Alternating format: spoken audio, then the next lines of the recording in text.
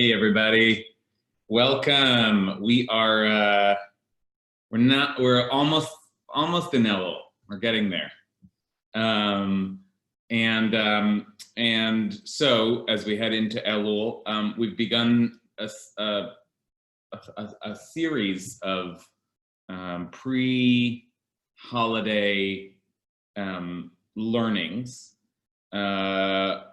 with the intention that this whole month is going to be an opportunity to get ourselves in the right headspace. And that really means that it takes at least 1 month, one full month, to be ready for Rosh Hashanah, right? Like at least by tradition, 1 full month of internal preparation would even have you at the point where you were ready to do the internal work of Rosh Hashanah and Yom Kippur. So we have work to do, and we'll do a lot of work, and we'll think about a lot of different things. But in this class, I want to think mostly just about one moment. We're going to spend a few weeks just trying to prepare ourselves for one big moment, and that is the moment on Yom Kippur, which might be described as the climax of all of the high holidays, of all of our work, of all of Elul, like everything leading up to this one moment. There is a sense that when we get to Yom Kippur, in the middle of the day, in the Musaf prayer, big prayer that comes after the morning service, and not just in the Musaf prayer, but in the Avoda section. Avoda means work or service, right?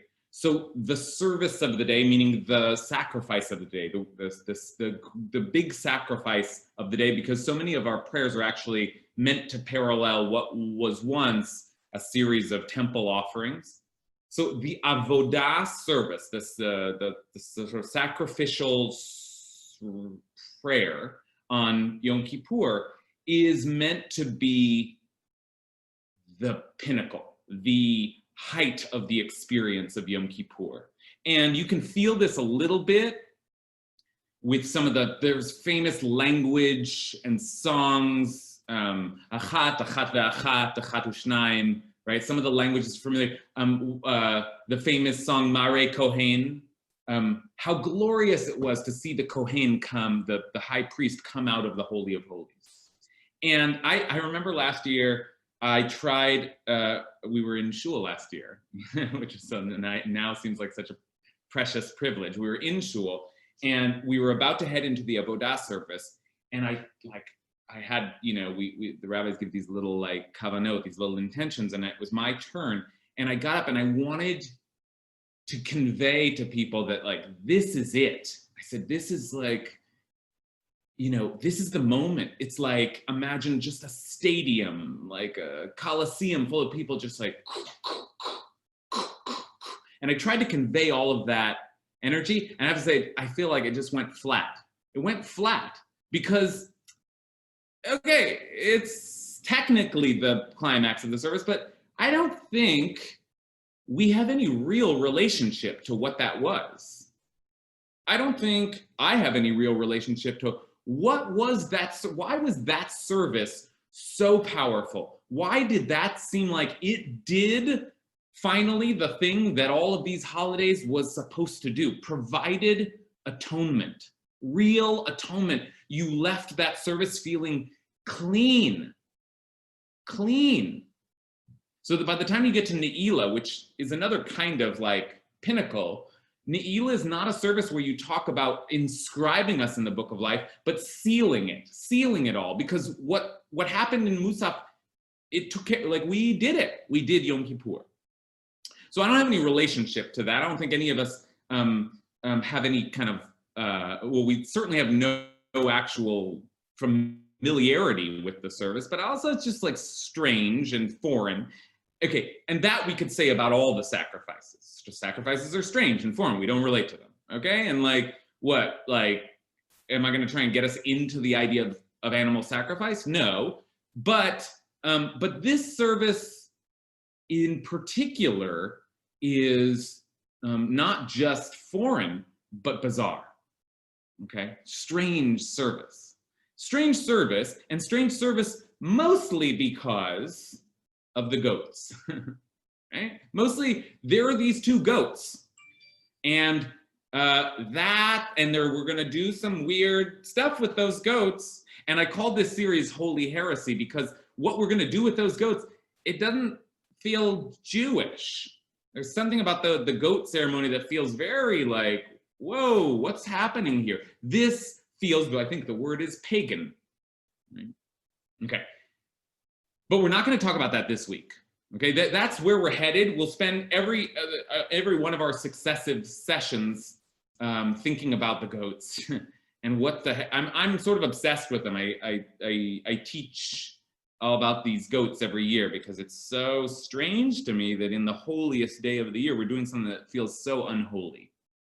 But we need to do work to even get there. And in fact, the goats are not the only thing going on during the Yom Kippur Avodah service. I just want to give you a sense, like, if what I have said hasn't made an impression. I mean, just even to look at our prayer book, it's like the prayers are just sort of, I don't know if you can see this, but they're just sort of humming along as they usually do. And then if you turn the page in our Machzor, it's like there's this break.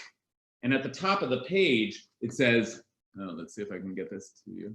It says the temple service. Now, this is it. This is and it says, at a certain hour, on a certain day of the year, all these four holinesses met together.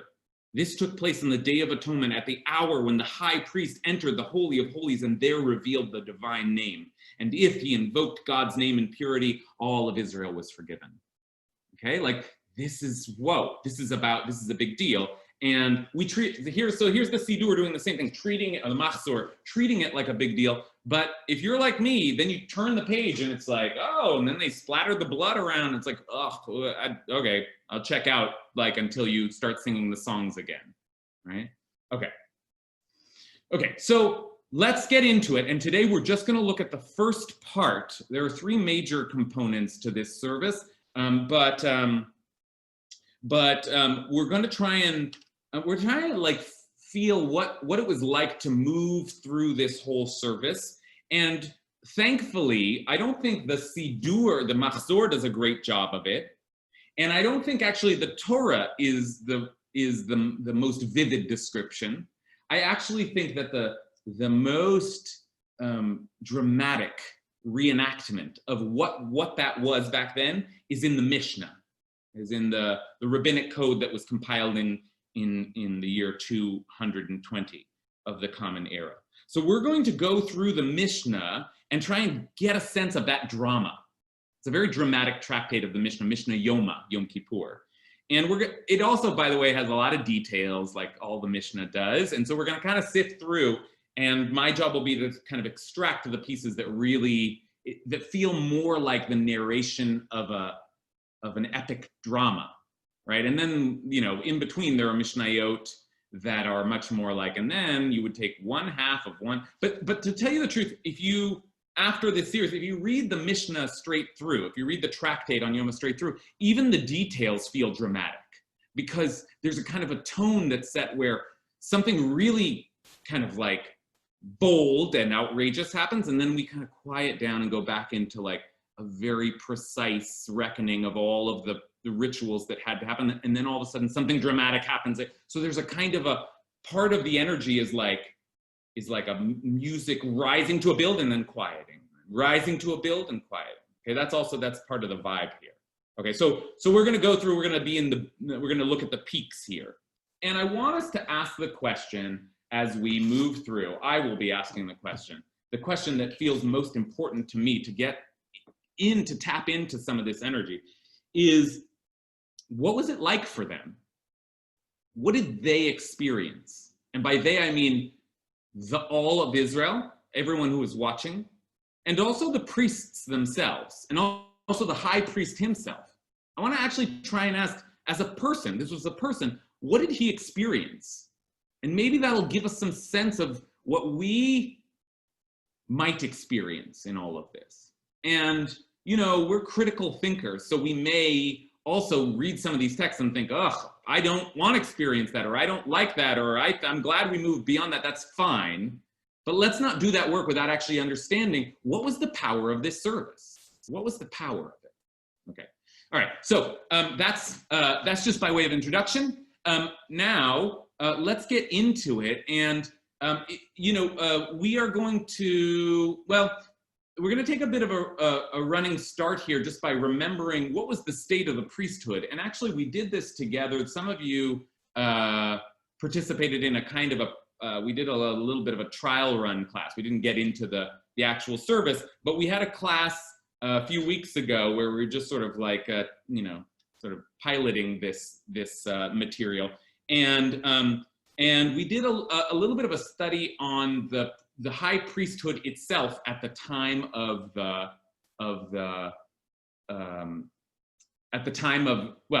that's actually not the right phrase. The high priesthood itself as remembered by the Mishnah. Okay. So what was the state of the high priesthood? What were some of the themes? Was anyone there in that class want to just remind us what was going on with the priesthood then that sort of sets some of the tone for what we're going to be looking at? Anyone remember? Some of you were with me then. What were the priests dealing with back then? Or what were we dealing with in the priesthood? Anyone? The rabbis did not trust the priests. Good. Excellent. Yes, correct. Why not? There were purchased positions. There were issues of corruption. Beautiful. Okay, that's right. That's exactly right. Thank you. So the priesthood, the very thing upon which all of this service rests, was a suspect institution. The rabbis didn't trust the priest. And in fact, we talked about this a lot last time, but the rabbis, in some ways, are seen as a kind of a breakaway from the priests. The priests are like an older model, and you can imagine that the rabbis would be suspicious of the priests, but the rabbis also, they have to take priests seriously. They have to take the temple seriously. It's in the Torah, after all. So they're kind of, you can hear the rabbis on the one hand dealing with an institution they don't fully abide by or trust, but on the other hand, trying to figure out a way to get, to legitimize or get comfortable with the priests as their representatives. Okay, here's the sheet that we're going to look at today. And just as a quick reminder, here's a text that we looked at last time. For those of you not with, and last time was you're not coming in on the second session. This is really meant as the first session. But we just sort of, as we were warming up, we kind of like looked at the first chapter of Yoma and just looked at the state of the priesthood. So here's an example of what we looked at. In the first chapter of Masechet Yoma. Yoma means the day, and the day is Yom Kippur, the day Yom Kippur. So one of the things that we looked at is the Mishnah Yom Kippur begins by saying, and I asked you to think, what is it like for the high priest? So the first thing it says is a week before the Yom Kippur, they would take the high priest out of his house and put him in separate quarters. So as you enter into the mind of the high priest, one of the things that the first thing is they come and summon you a week early, and you leave your house, and you go and you're sequestered away in chambers in the temple and watched over the entire time. Okay, so that happens, and he's there for a while, and then towards the end of that, we read that the elders of the court handed him over to the elders of the priesthood, right? Elders of the court being rabbis, right? They see themselves as in charge. Priesthood, that's the Kohen, the high priests and his homies. And they took him up to the upper chamber of the house of Avtinas, okay? Another chamber in the temple. And they adjured him, and they made him swear. And then they left. And what did they make him swear? They said to him when leaving, Sir High Priest, and the Hebrew is Ishi Kohen Gadol, my man, High Priest. We are messengers of the court, and you are a messenger and the messenger of the court. We make you swear by the one that caused God's name to dwell in this house, that you don't change anything of what we said to you. This is what Yonatan was talking about. There's a worry that the priesthood is corrupt. Some of them were illiterate, and some of them had other agendas. Maybe they were Sadducees. So there's like, they make the priest swear that they're not going to change anything, right? So this whole service is in danger in a certain way. And just to give you a feeling of what, like the atmosphere in the room, he turned aside and wept, and they turned aside and wept, okay? So that's a taste of what we, of the stage that we set here, is that even as they prepare the priest, there's a great deal of suspicion, and why does everybody cry? Why is everybody, he cries, they cry? Because it's embarrassing. It's embarrassing. Like if you had to bring me into, right before Yom Kippur, and bring me into a separate room and say, you know, like, you're not gonna say, like, praise Jesus in the middle of the service, are you? Promise you're not gonna do that, right? Like, that's a weird thing to, and you know, and I have to say, like, no, I'm not gonna say that. And everybody's embarrassed, and it's like, ugh, like that's the state of affairs, okay? Okay, so that's like setting the tone, but I wanna set the tone with one other Mishnah that we didn't look at last time. It's a classic, that is to say, it's oft taught, but we're just gonna we're not gonna get to the full gruesome story that is very interesting. I just want to give the beginning, a teaser here, which is that the second chapter of Mishnah Yoma, again, still dealing with the priests themselves, says originally anyone who wanted to remove the ashes from the altar did so. That was one of the duties of the priests. When there were many, they would run up the ramp, and he that came within the first 4 cubits won the privilege. Okay, they're racing up to do some of the work. This isn't the high priest yet, this is just the priesthood. But it once happened that 2 of them were even as they ran up the ramp, and one of them pushed his fellow, who fell and broke his leg. When the court saw that they incurred danger, they decreed they would only remove the ashes. They would remove the ashes from only by account, meaning like they would designate who removed the ashes. Now, that atmosphere, and the Talmud, this is the part that's more famous, the Talmud says, no, I'll tell you, the Talmud always takes things and makes them more extreme. I'll tell you, it's not just that the priests would shove each other on the way up to the altar, but there was an incident once where one of them took a knife and plunged it into the other's heart, killed a priest on the altar, right? Fascinating story. We could spend our whole time just looking at that, but I want to just want to use this as, again, a kind of a stage setting for for the actual service. And I know it's not a good thing that the priests are shoving each other and breaking their legs. Certainly not a good thing if they're killing each other on the way up to the altar. But tell me, what do you think what are we meant to understand by that description of the priesthood? Like, this isn't corruption, but what is it? You tell me, like, get inside the priests, like, sort of inner psychic being, and tell me, like, what's going on if they're shoving each other to try and get up to the altar? Like, what are we supposed to understand? Okay, so I've been talking for a while, so I'd love to hear from you. What are we supposed to understand by this idea that the priests are actually, like, elbowing each other, shoving each other, breaking each other's legs to get to that service?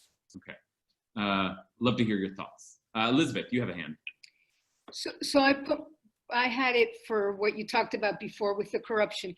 I saw it a little bit different. I felt like the weeping had to do with being overwhelmed. We all know we're humans and mistakes might be made.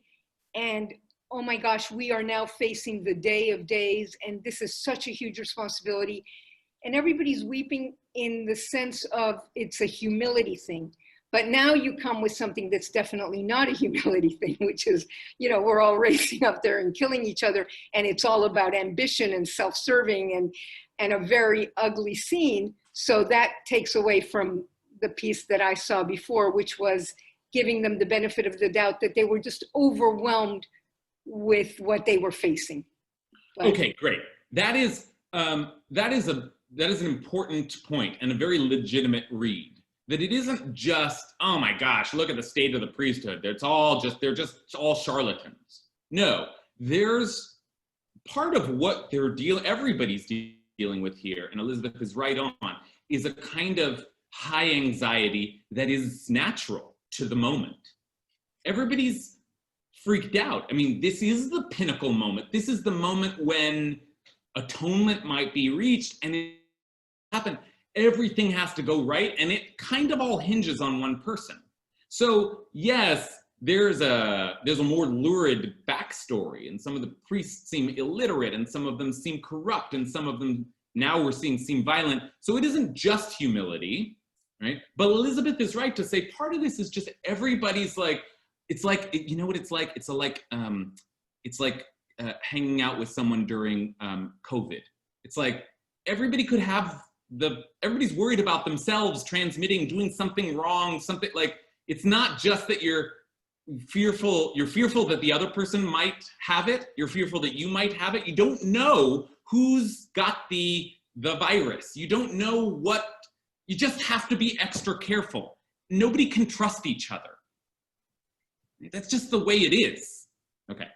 But again, I ask the question, is what's going on inside the priests when they're running up the altar? And in a way, I want to ask it sympathetically. These aren't just horrible people. Like, maybe there's some, like, from their perspective, what do they want? What do they care about? What's going on there? Okay. Anthony, nice to see you. It seems to be a kind of fanaticism, reminding me of Pinchas and his killing. And it totally eradicates love your neighbor as yourself. It's purely a mindset of, got to get this. I mean, not necessarily for personal gain, but it is fanaticism beyond anything else, beyond any morality, interpersonal morality. Okay, that's very, very well put, Anthony. Thank you. I forget the English pronunciation, but that's right. There's a tension here that the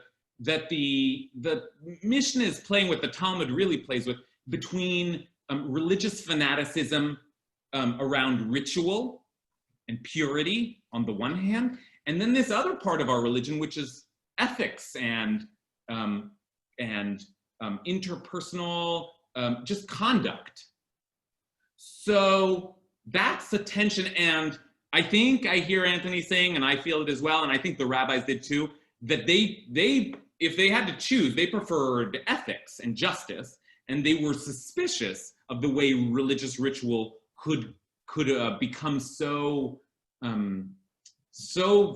fanatical that it would actually create an ugly and that's not what God wants. This is the message of the prophets. God's not interested in the ritual as much as God's interested in the heart.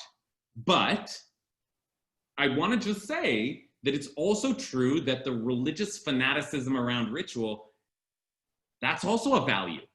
At least in their time, that's part of what's going on, is they actually did really care about purity, and they did really believe that these things that they were doing would summon God's atonement, God's forgiveness. So on the one hand, that tension is real, and we might actually feel like we defer to one side of that tension, but let's acknowledge that part of what the priests are doing is really trying to treat something with the utmost respect and sanctity. Okay, I don't want to whitewash it, but I want to acknowledge that value. Okay, Joni, what do you think? I just wanted to know if you could help me with the lineage from Joshua, who these priests are, and to answer your question, I think there's no sense of service. They're really in a fight for survival. And when this was in the Mishnah, had the service been conducted in a more proper way on previous Yom Kippurim, or is this sort of the culmination of many years of behavior that needs to be noted and is inappropriate? Yeah, it's a good question. Okay, so it's hard to answer the question of like the lineage of the priesthood and how it all goes down. I mean, the tradition presumes that whoever is serving as a priest had to have descended from Aaron's family. There are hundreds of years in which there is no temple at all.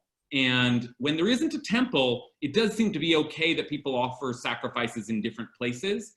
There are records of smaller central sacrifices, and by the time we get to the book of Samuel, you do have priests, people serving as priests and offering up sacrifices, but it really, like, there's a kind of a long lost period in which the priests aren't like, you have the Torah and then some kind of gap where we don't really know, like, how were they maintaining these rituals, and then all of a sudden King Solomon builds the temple, and presumably the priests are the one that have to serve in the temple. So a historian would like have a lot of work in front of her to, you know, figure out, well, okay, how did they revive a priesthood, and what was happening all? I don't know. And as I said, a traditionalist would just presume like, oh, well, they kept this alive the whole time, and somehow they had the right people, because there's no way that you would be offering sacrifices in the temple if it wasn't like a proper priest. But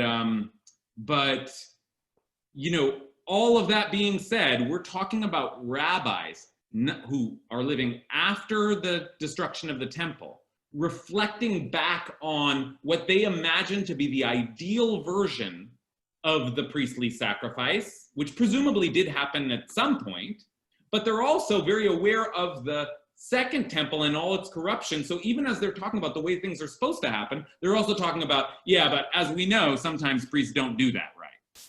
Okay, so that's sort of the atmosphere. Thank you. Yonatan. I'm actually surprised at what seems to be the unanimity that this is just criticism.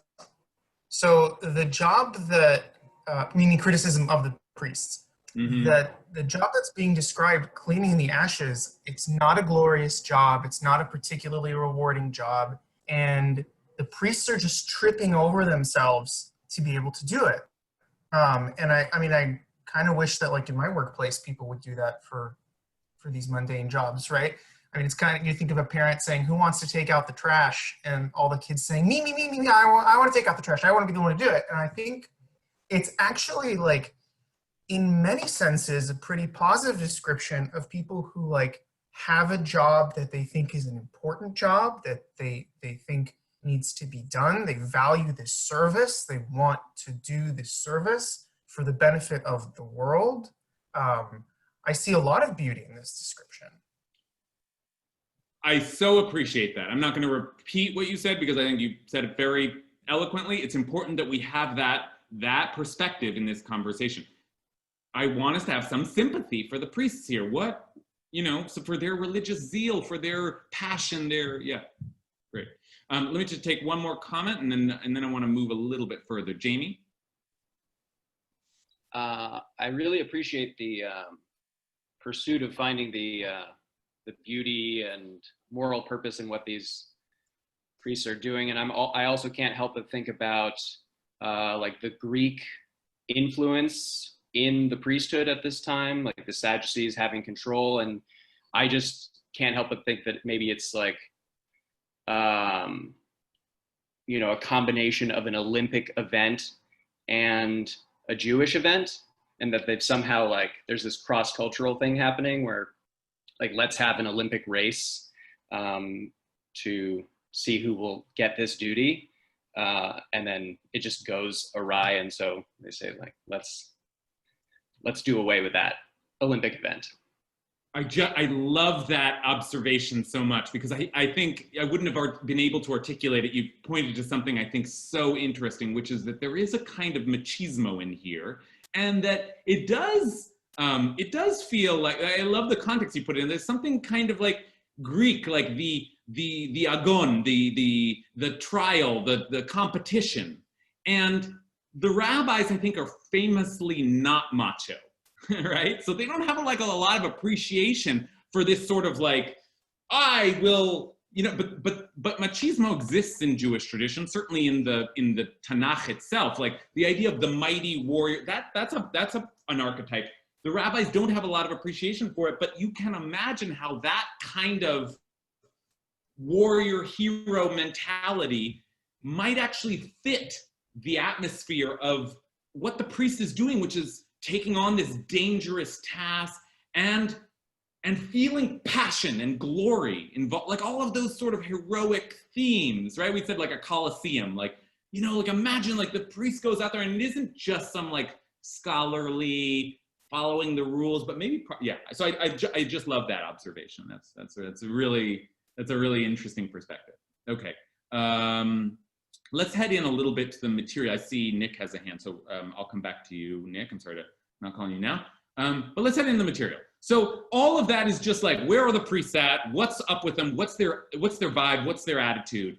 And then that's been a week of preparation for the high priest, where they have him, you know, sequestered away, swearing all these oaths, making sure that he's not corrupt. And then the day comes.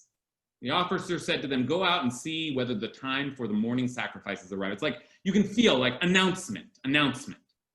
And this here, we start to get into like a kind of, the Mishnah acts as a kind of a narrator, a kind of, it's almost like it stops being a legal code and just starts telling you a story of the way things were. And that really begins in Mishnah 3:4.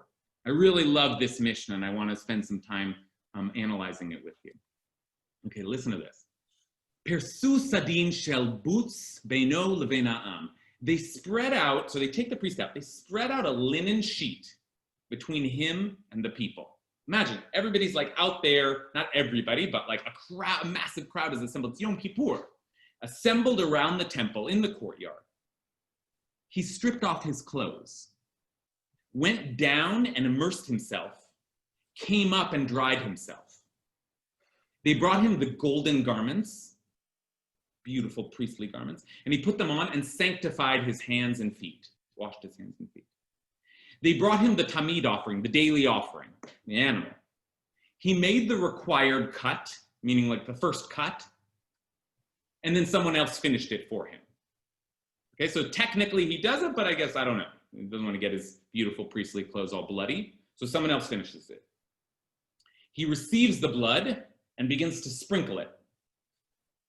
Right, that's part of the service, is they sprinkle blood or dash it on the altar.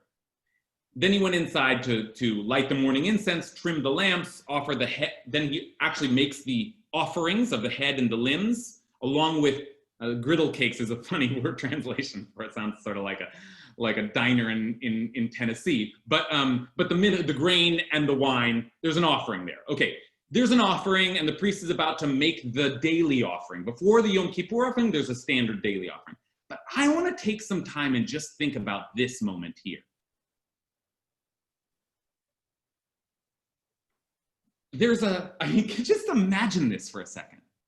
You're the high priest. Imagine you're the high priest, and they summon you. You've been held up for a week. They bring you out. Now the entire nation is there, and they hold up a sheet, and you stand behind the sheet and get naked. Take off your clothes and bathe, immerse yourself, and come back out, and they dress you in regal finery, and then they pull away the sheet. So I feel like in many ways I don't have a lot of sophisticated questions to ask here. I want to ask, like, what was that like? What's going on there? What was it like for the priest? What was it like for the people? What is that scene where the high priest stands in front of the nation and behind a sheet disrobes, bathes, and gets dressed again? What's the spiritual, emotional punch of that? What function does that serve? I want to turn to Nick first, although this might not be the moment you want to respond, so you can hold.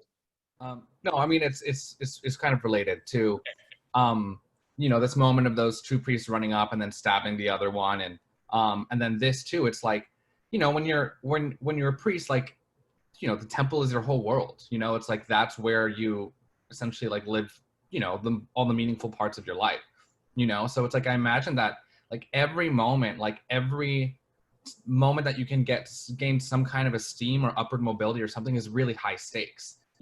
And this moment too with the priest like in front of the whole nation is such a high stakes moment. It's like there's just so much pressure and so much on the line that I'm not surprised that that the priest cries when he's sort of like confronted by everyone who is helping him prepare. I'm not surprised that these two other priests, got into a violent altercation because like, the sort of the weight of the nation, the weight of the world is upon them. And like the temple is their whole life. Okay. Yeah. I mean, everything that Nick said, plus being there, like dripping in water naked in front of the people, the intensity of this. Right? Okay. Miriam Glazer. Oh, you want to unmute yourself. Okay. I see it as this radical depersonalization, that he goes from being individual human, man to, he's hidden and then he's transformed into this golden figure. And so so it has nothing to do with the ego of the man. It has nothing to do with what his name is. He has been transformed into, this mediator between God and the human. And then he does the sacrifice. So I think it's a really powerful, the hiddenness of him, the stripping to his bare self, and then the transformation. Ugh, what a beautiful and profound description. I love that. Thank you so much, Miriam. There's a sense where the sheet, it's almost like a magician, like, and look, now it's a high priest. And that's like what happens in some of the language you use, so vivid, like stripping him down to his bare bones. And remember, we've been talking about the priests like they're suspect, they're heretics, they're illiterate, they're corrupt, they're violent, all these things. Yeah, we have to worry about all those things. But in the moment, put up the sheet, this man, it's just a human being, walks behind the curtain, and then all of a sudden, what emerges is a golden emissary of the divine. Powerful, very powerful. Wendy? I think it's also going up with what Miriam was saying. This is so profoundly theatrical. This is such drama. And when you think about when people are watching this, and there's a sense that the priest I think that this is a reflection of ourselves, that we want to see that this is what the process we're watching, a process that the priest is going through, that we want within ourselves, that we're identifying, we're watching this happen. Just like when we watch a movie, when we read a story, we identify with the character, and that helps in our own self-process of evolution by seeing this. This is art. This is art, an art form that we're watching and experiencing by watching. So it seems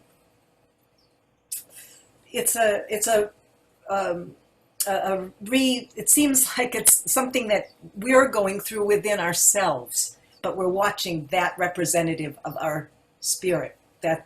This is such an important perspective that Wendy's offering, and that's, I think it's exactly right. The priest is, after all, our emissary, right? The priest is our representative. And yes, there's status involved, and yes, the priest is the only one that can do it, but in a way, the priest is us. And in a very real way, the priest will atone for us. So when I ask, what is the priest feeling? Wendy's right to say, whatever the priest is feeling, like, we're supposed to try and feel that. We're expected to have a kind of, in the way that you often do when you're watching a piece of theater, right? You described it as theater.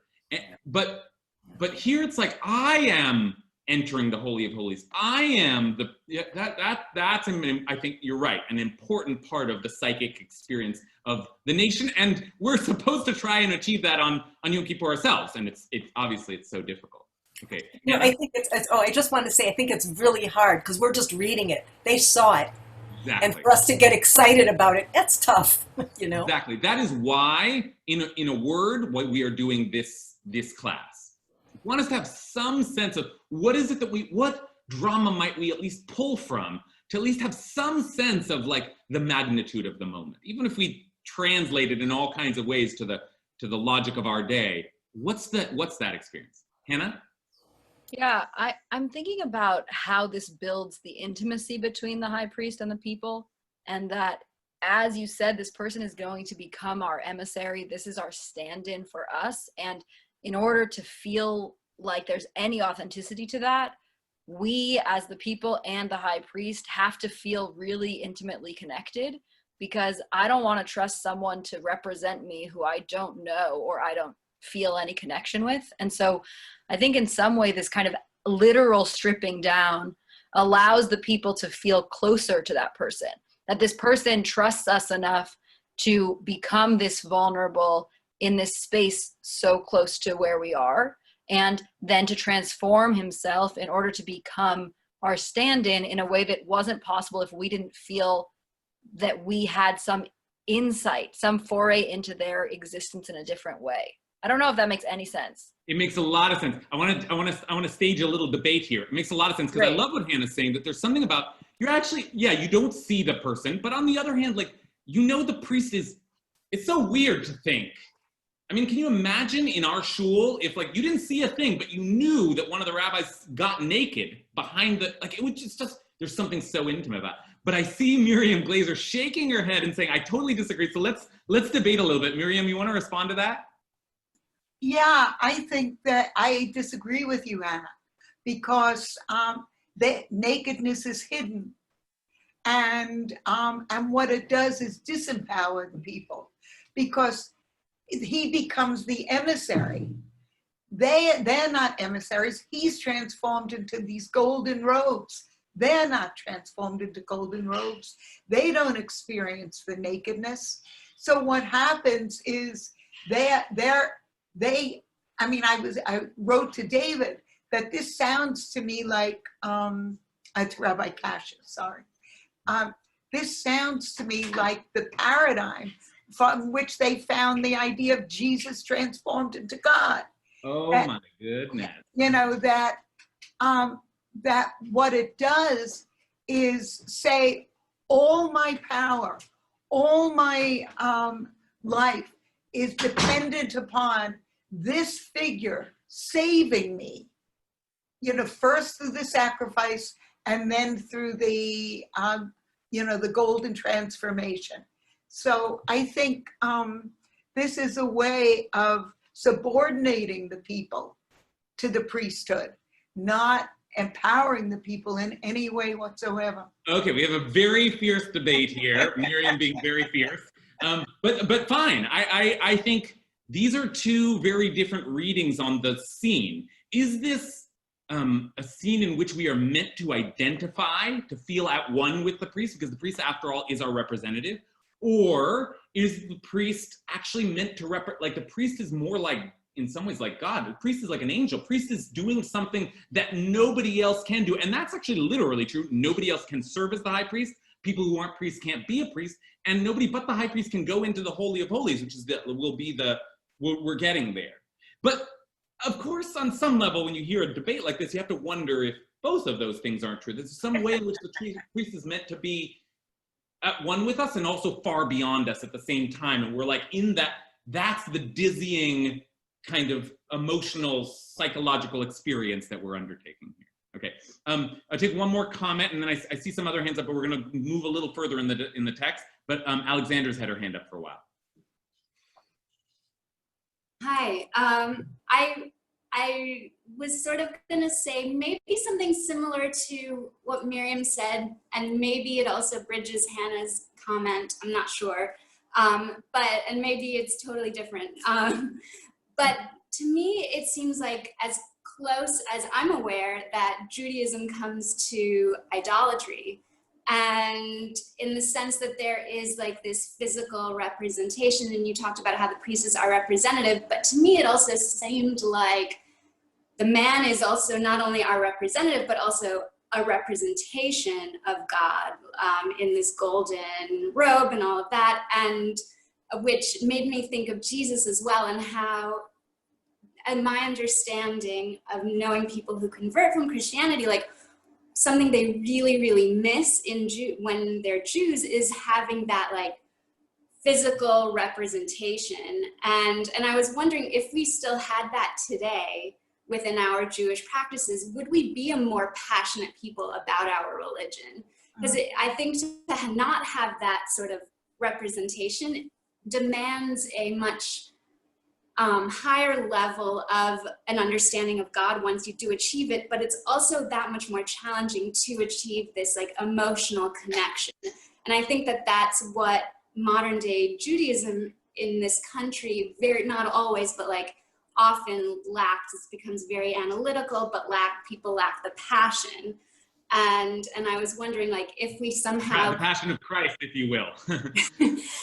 Yeah, no, Yeah, but I mean, I like, get it. yeah, I mean, no, I mean, I want, this is a worthy point of exploration. I mean, like, Jesus has been referenced twice now, and yeah, I think there's something to really think about there. Like, what is it like to have a human representative of the divine?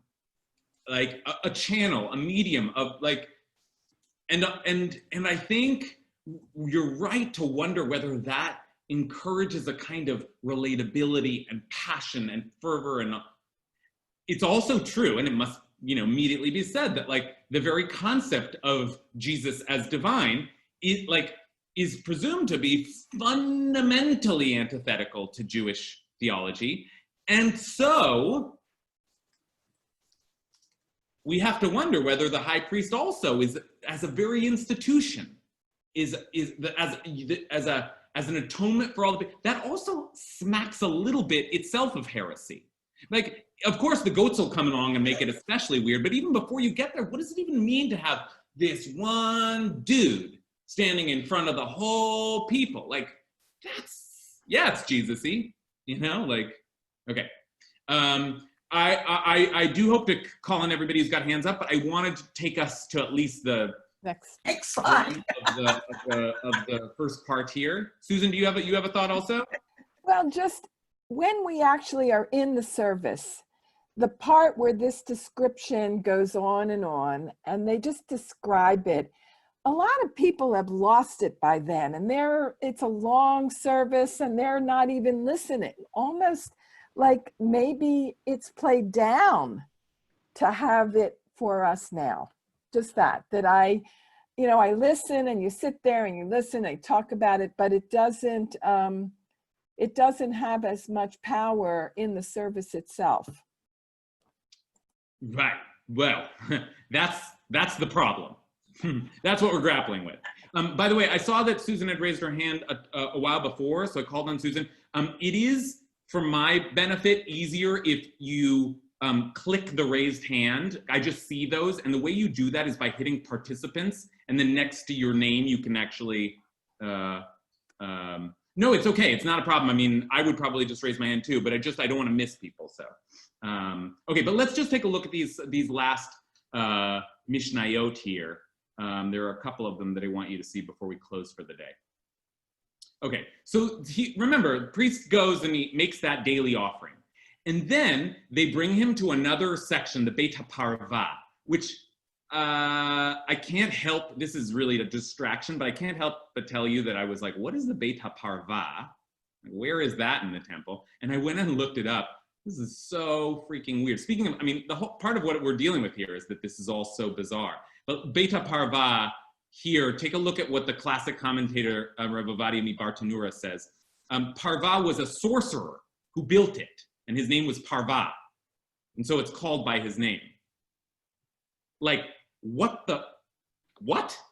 I mean, like, that's just an aside detail, is that a witch warlock once built it. But okay, fine. I don't know what to do with that, but there's a lot of heresy kind of floating around here, right? But anyway, back into the text. So they bring him to the Beit HaParva, and I just want to notice here, because now we're really heading into Yom Kippur. We offered the sacrifice just of the daily sacrifice, but they brought him to the Beit HaParva, which was on holy ground. Interesting, right? This sorcerer built a room which is on holy ground, and again, they spread a sheet of linen between him and the people. Again, second time in a matter of minutes, I suppose, hours. He sanctified his hands and feet and stripped again, second time. Rabbi Meir says he stripped first and then sanctified his hands and feet. Funny, the things the rabbis like to argue about. He went out and down and immersed himself and came up and dried himself. Afterwards, they brought him white garments. He put them on and sanctified his hands and his feet. Now, I just want to note one thing before we get to the dramatic final Mishnah we're looking at today. It's interesting, right? Like the sheet, and he gets in and he gets dressed and they take away the sheet. Now he offers some sacrifice, bloody handed. So they do it again, sheet again, naked again, immerses again. But what's different about this one? People notice what's different? It's just an important detail. He's dressing down rather than dressing up. Correct. Really important, and something we really have to keep in mind. For the daily sacrifice, he was the high priest. This golden figure of Miriam was describing, this otherworldly being, right? But when he heads into Yom Kippur, and this actually might be a little bit of a vote for Hannah's side, when he heads into Yom Kippur, no, he's just white. He's simple, right? Just plain white linen clothes. And this is why so many of us, and indeed our custom is we all wear white, right? But in many shuls, the clergy will wear these sort of white garments, and that's because the high priest would wear white, which is, most of the priests wear white, but the high priest wears gold. So interesting that, and I want us to think about why that would be. But because our time is running low, let me also just take you to, okay, now the priest is dressed in white.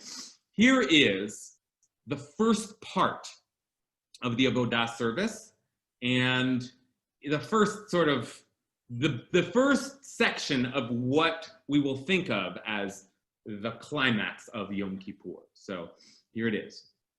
The priest, this is before the goats, he puts on these white garments, and then he came to his bull.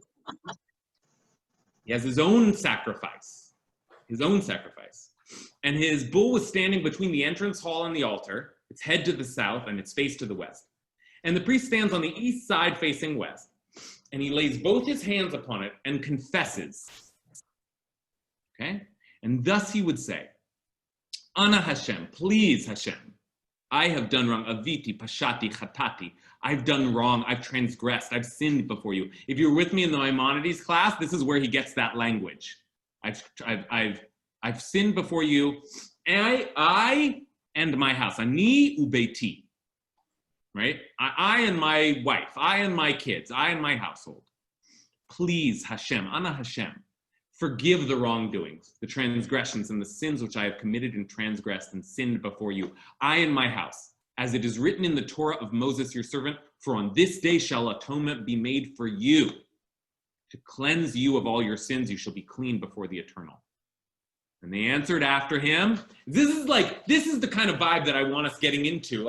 If we do this right, then we will be able to say, blessed be the name of God's glorious kingdom forever and ever.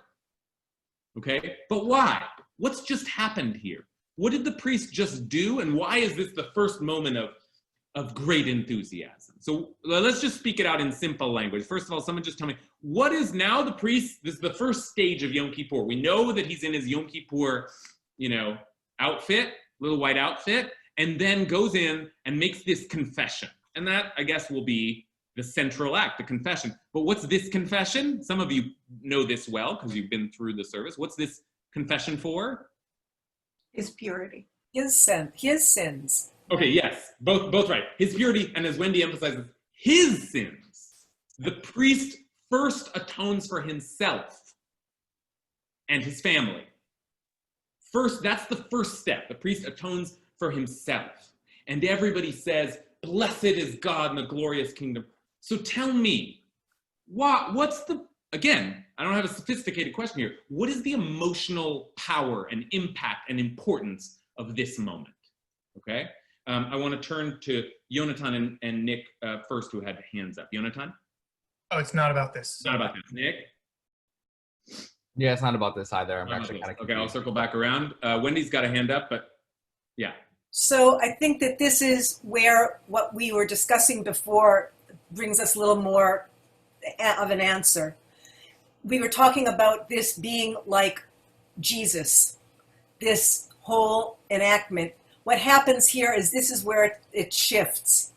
As opposed to Jesus being the closer to God, now we see that the priest is human. He no longer is wearing gold. He's wearing white. That The sense of wearing white is that it brings us back to that sense of purity that we were born with. This is where we're going to return to our truth. And so the priest is, yes, this is what the priest does. This is his job. But he's human. Yeah, that's nice. And that's where we get to this. And so hence he needs to forgive, ask for forgiveness for his sins. And we all now become on the same level playing field, in a sense. What a lovely and lyrical description. No, I'm not going to add to that. That's beautiful. Others, anyone want to build on this? Or maybe I'll just turn to broader reflections. But I think Wendy's right that there's a major shift that's happened here. Other people want to talk. What is the power of the priest first confessing? Maybe Wendy has said it all, but anybody want to add to that? All right, let me turn to general reflections. Yonatan? I think this is similar to what Hannah said, but the whole scene speaks to how we conceive of power, how power flows. And you might often expect in a scene where you have the people gathered in a square and the leader standing on top, that the leader would only project a kind of hierarchical power. But this model is one where the leader is very vulnerable, right? And gets naked with nothing but a sheet between him and everyone else. And I guess also this first confession is a very vulnerable moment for him. And I think in its purest sense, this ritual is very empowering to the masses, right? And is very much about some semblance of a democratic institution. Yeah, vulnerability is a very good word here. And you linked it to the actual nakedness. The priest is bare before the people, even though it's hidden. But there's something very, right? Just building on the comments about human and vulnerable and fragile, and this is real, right? There's again, I ask you to imagine in our shul, before we begin the avodah service, Rabbi Brous gets up, I get up, someone gets up and says, listen, I just want to tell you, I've been a total shit this year. I just been I need to confess what is and by the way, that might be uncomfortable. I don't want to hear about your personal problem. There's something, vulnerability is not necessarily a comfortable experience. Not as uncomfortable maybe as Rabbi Brous bathing behind a sheet, but still. Right. That far we won't go. Yeah. Nick. It's interesting. I honestly do find it refreshing when, especially when people in power, and especially when rabbis remind us that we're just human beings. I am also struggling. It's not that I somehow have this special status like a priest does. It's I am just here to sort of shepherd and facilitate the community and offer knowledge and learning. But it's nice to hear when rabbis and leaders say hey, I'm not perfect, I messed up, But there is something about this ritual that just, to me, just smacks of absolute performativity, performativeness, where it's if this is something that really has to be done every year, how genuine can it be? I'm thinking of it as a moment of sort of genuine admission that's more spontaneous versus this, where it's now I have to confess in front of everyone. It doesn't feel authentic to me. It doesn't feel like it's a model for authenticity.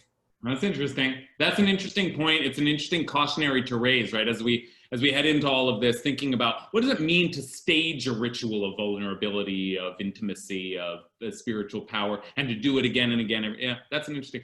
We only have time for one last comment, and I'm going to give it to Ben Poor, who we haven't heard from before. Wow, I'm honored. I'll try to live up to that.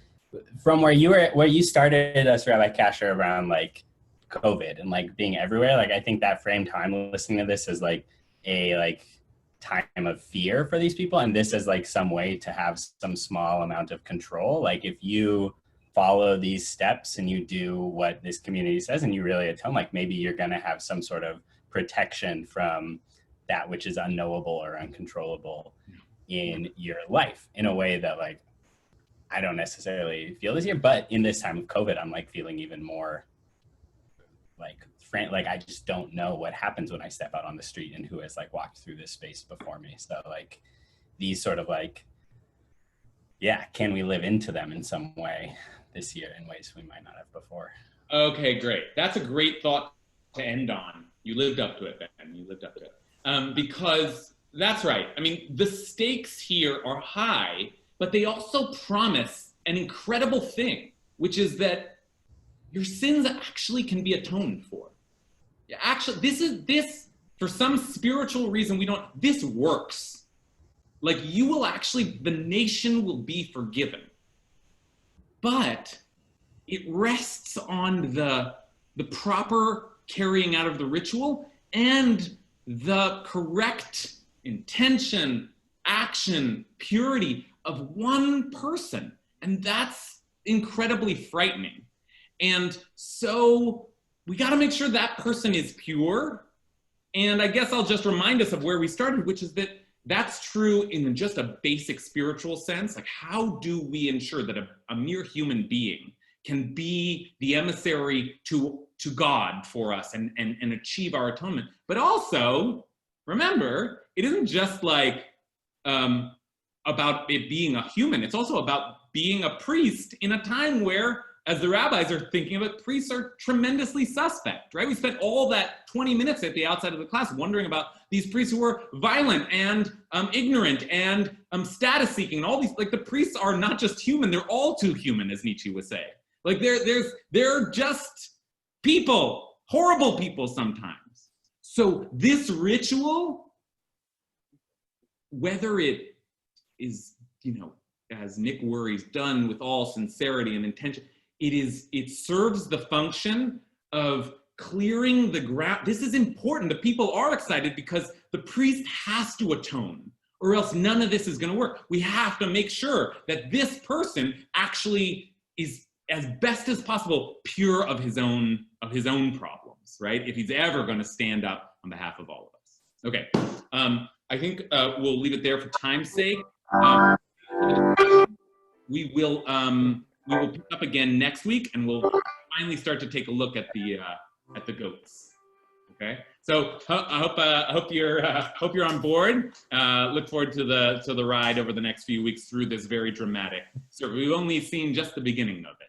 Wait, hold on, everybody. I don't know if you all knew, but our beloved Rabbi David Kasher just had a birthday. So if you want to sing along, David Kirch is going to play the piano, and we're going to sing happy birthday. Yeah, I got to wait for that. Happy birthday to you. Happy birthday to you. Happy birthday, Rabbi David. Happy birthday to you.